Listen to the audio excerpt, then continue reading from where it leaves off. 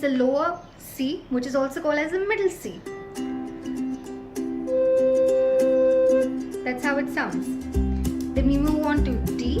Remove this finger.